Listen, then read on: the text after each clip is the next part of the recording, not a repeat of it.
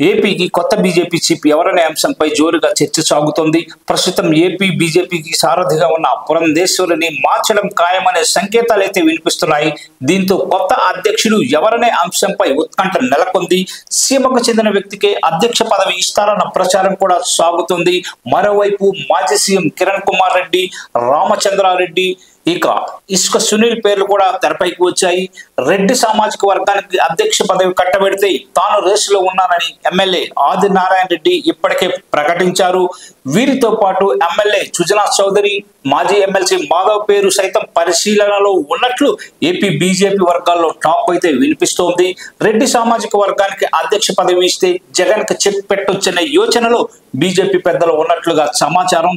మరోవైపు పురంధేశ్వరిని కంటిన్యూ చేసే అవకాశం కూడా ఉందన్న ఆమె సన్నిహితులు చెబుతున్నారు. వచ్చే నెలాఖరు నాటికి కొత్త అధ్యక్షుడు ఎవరనే అంశంపై పూర్తిగా క్లారిటీ వచ్చే అవకాశం అయితే ఉంది.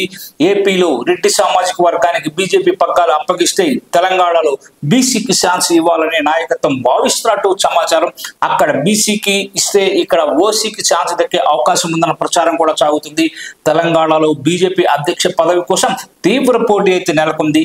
Malkajgiri MP Etela Rajender, Medak MP Raghunandan Rao, Nizamabad MP Dharmapuri Arvind రేసులో ముందు వరుసలో ఉన్నట్లు ప్రచారం సాగుతుంది. ఈ నెలాఖరులోగా వీరిలో ఒకరిని రాష్ట్ర అధ్యక్షులుగా ప్రకటించే ఛాన్స్ అయితే ఉంది. మరి ఎవరిని ప్రకటిస్తారో చూడాలి.